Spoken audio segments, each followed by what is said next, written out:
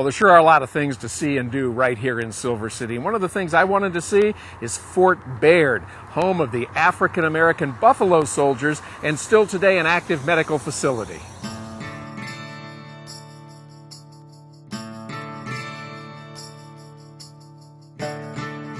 Welcome to Fort Bayard National Historic Landmark, the home of the members, the Apaches, the American military, and the tuberculosis era of medical care at Fort Bayard. Fort Bayard was established in 1866 and was the home to the Buffalo Soldiers who arrived with the very first unit of soldiers here.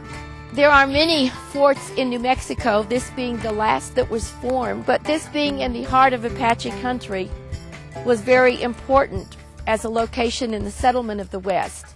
In 1922, it became a public health and then a veterans hospital, which it served until the 60s, where it became a New Mexico state facility. The cemetery at Fort Bayard had its beginnings in 1866 when the first soldier was buried there. There is also an Army lieutenant's young wife who died following childbirth. And it's unusual to have women's graves like that in a military cemetery. The commanding officer's quarter was built in 1908, and it was done by Dr. Bushnell, who was the commanding officer here at Fort Bayard at the time. This house is wonderful. The commanding officer's quarters has 3 levels. It was sort of the Mecca or the Hilton of the Southwest. And many doctors from Europe and the United States came to visit this home and stayed here.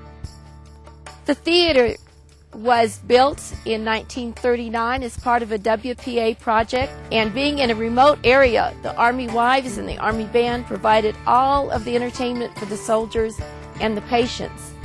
This theater was used a lot for training during World War II. There are 2 geological factors that tell you that you're coming to Fort Bayard and to the mining district of southwest New Mexico. To the east is the Kneeling Nun. There is also the Twin Sisters. I don't know the story behind it.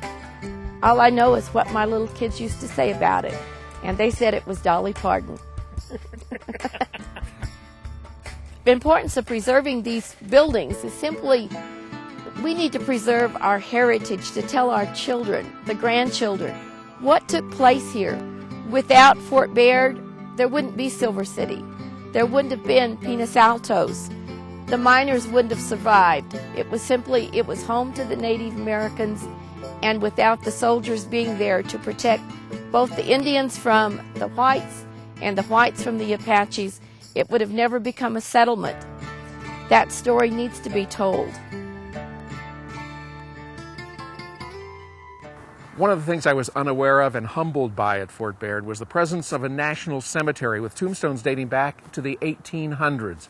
And I think it's also worthy of note that several of the Buffalo Soldiers received the nation's highest military honor for valor, the Medal of Honor.